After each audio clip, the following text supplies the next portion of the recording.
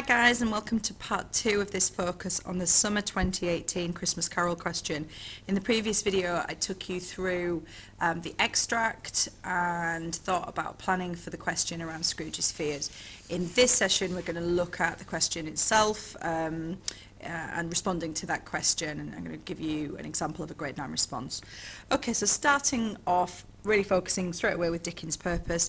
In this first section, looking at his methods as a writer, what he does to achieve certain things. So within the extract, Dickens uses dark and deadly ghosts to highlight Scrooge's intense fears about his future. So there's a real sense of writer's purpose. The very movement of the ghost is frightening, and Dickens uses the adverbs, methods there, slowly, gravely, silently, to demonstrate a purposefulness. The ghost is calm, focused and serious. Gravely has connotations of death, and Dickens builds on this through the verbs shrouded and noun phrases deep black garment and solemn dread. You can see there that I've used a number of examples. All of these have got a sense of method to them because I'm using the technical terms around verbs and noun phrases and adverbs. The physicality of this ghost is strikingly different. So I'm making links and connections here already, and that's evaluative using an adverb like that. Strikingly different to the light and warmth of the previous two spirits, and as such, Scrooge is terrified.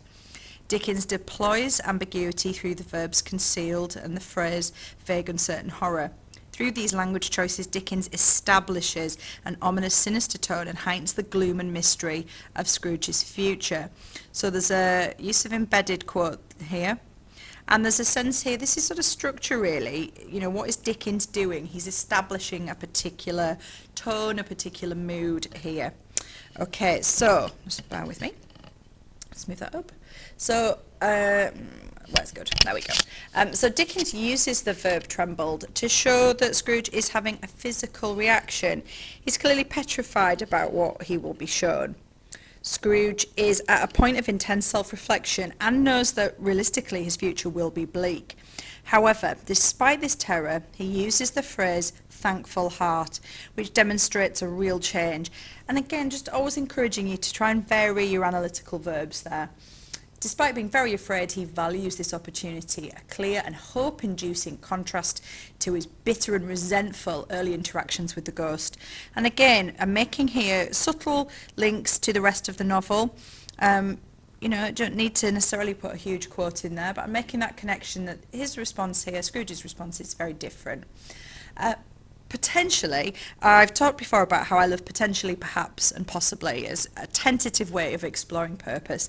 So I've gone on to talk about here that Dickens was encouraging readers to embrace change, even if that is a potentially frightening path. So this is a really kind of original, grade 9-y kind of point to make about the writer's purpose. Okay, so moving on. With all the ghosts, Scrooge is initially frightened. So again, links, connections.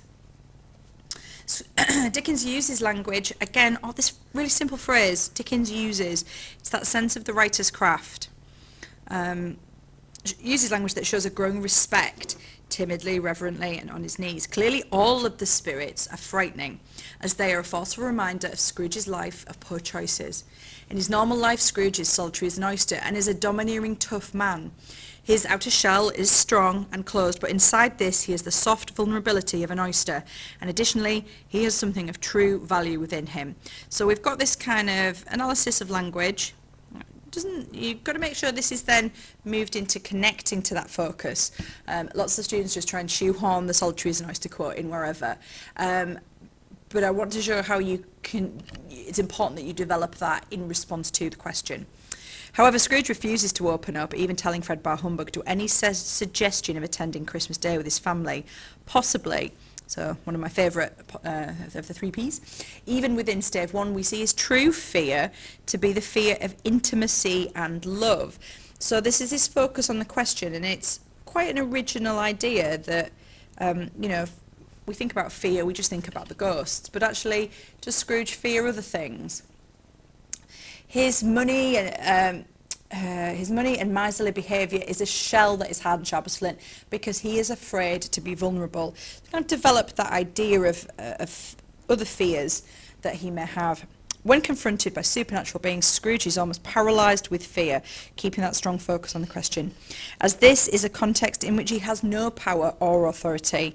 Normally he can bully others, but here the power dynamic is reversed and Scrooge is forced to see himself as a solitary and neglected child.